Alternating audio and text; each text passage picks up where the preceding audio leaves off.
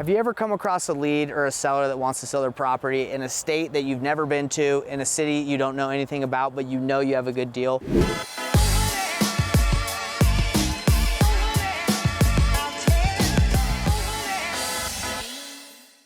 I've been working with a real estate agent and a wholesaler that have a deal, and we're trying to find the buyer. What happened in this situation is this new wholesaler needed to sell his deal, so I helped him find an agent that had buyers. The agent is really awesome. She went to the property and said, hey, I'm gonna go check it out and see if any of my buyers are interested. And I just got off a phone call with her that we're gonna listen to right now, and she let me know what's going on with the house. So look, if you are investing, you don't know about a city or a state or about real estate in the area, but you can find relationships and network with people, that's the best way to get deals done. Leverage the experts in the area, leverage the agents. They want to help. Check out this conversation, see how awesome agents are to work with.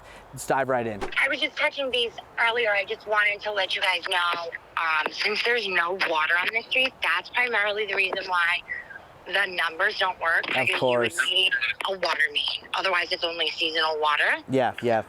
So it made sense, like, when I had gotten like 6 of them, and 4 of them, 1, 2, 3, 4 of them were on the same street. Okay. And the street needed a water main, but the water main cost $100,000. Oh my gosh.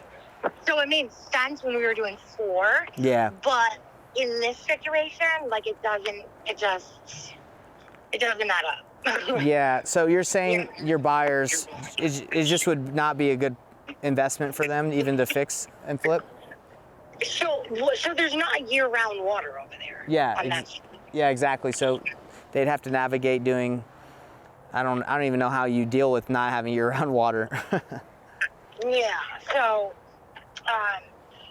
to tie in over there, because the lot is so little and you can't really put a well since there's septic and the lot's so little, I mean, there's really no way to do that. Okay. So you need to tie in to year-round water, but the water corporation doesn't have a water main on that street. Okay. So, and I noticed on MLS it said like somebody's paid the $4,000, and there's only $1,000 left that's due in September to tie in, but there's nowhere to tie in. There's no water main on that road.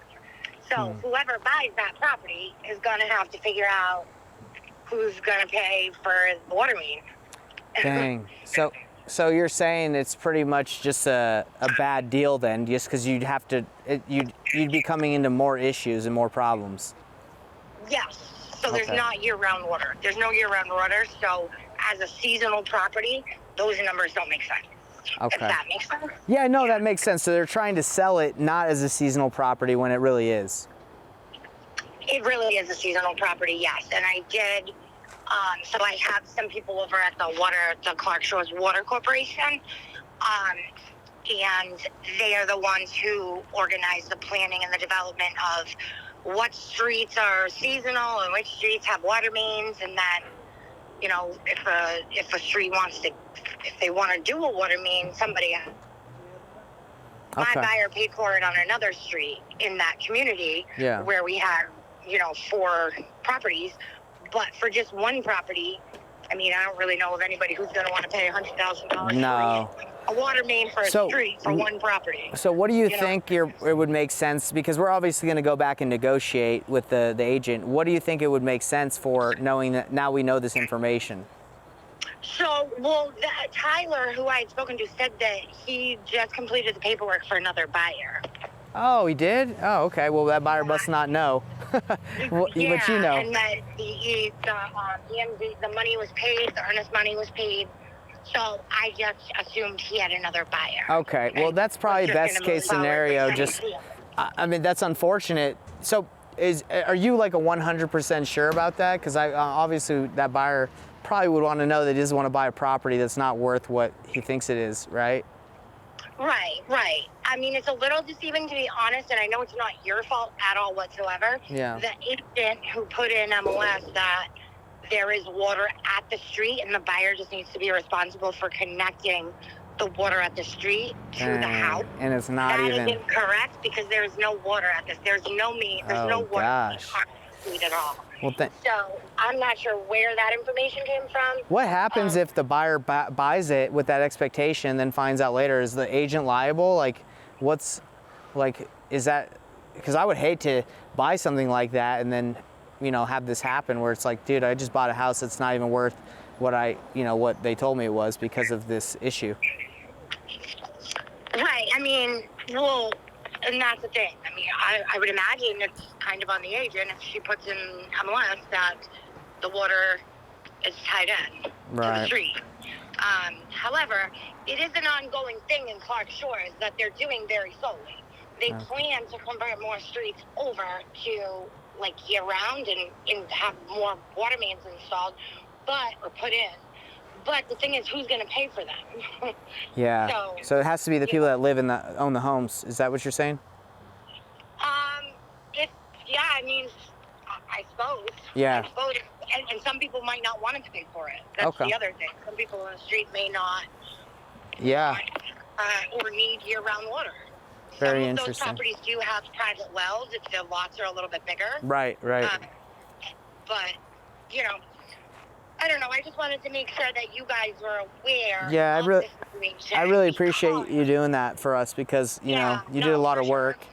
I will call them and let them know, and obviously we want to be transparent, and the buyer can make the decision that they want. But thanks for taking your time to go out there. I really appreciate it. And obviously, if we have anything else, you're going to be the first one we call. Okay, awesome. Thank you so much. And if for any reason this buyer doesn't work out, it's not something like completely off the table. It's just off the table at 190 or even 175. Of course. Would you have an idea of where it would make sense if this buyer backs out? Maybe $120, maybe $125 max. Yeah, so it drops it down quite a bit. Okay. Well, right, yeah, just because of the water main thing. Okay. No, that makes sense. I apologize. I don't mean to, be the bearer of bad news, but I did want to just let you know. No, I really appreciate you saying that, especially like if I was buying it and I didn't know that. So I'll let Tyler know, and then he can let him know, and we'll have to go with that information they have. Now, is Tyler the owner by chance? No, so he's the one that has the contract with the agent, and he's just wholesaling his contract for to the buyer that he has. Got it. Okay. Cool. Awesome. Well, thank you, Sarah. I appreciate it. So right there was a conversation with an agent that went above and beyond to help us wholesale a deal. She originally thought that the house was going to be worth a lot more, but after she dug deeper, she found that it wasn't. And I was helping another wholesaler. It was one of his first deals, and he said he found a buyer, but I'm sure they don't know about this situation, so we're going to definitely let him know. Not everything, unfortunately, is disclosed on the MLS. I don't know 100%. I believe everybody, but you obviously got to trust and you got to verify, right? You can't just always trust. So we're going to find out if that's true. But working with real estate agents is huge, everybody, especially if you don't live in the area. This is in Maine, and I don't live there, or Massachusetts. I can't even remember. But yeah, if you don't live in an area, definitely leverage the agents in the area and experts, so you don't have to worry about trying to be the expert and figure everything out yourself. So work with agents, and if you haven't, you learned how to work with agents, just make some phone calls, start networking. Everybody wants to help you out. Life is full of abundance, okay? I'm telling you, stop having a scarcity mentality like I used to have. I used to do it, think everybody was my competition, but that's not true. I mean, I'm in front of a house right now that's not even mine. I networked with this guy as I was knocking doors, and now I'm shooting this film. It's pretty sick. So talk to everybody. You're gonna be able to find deals, guaranteed, and follow me for more content like this.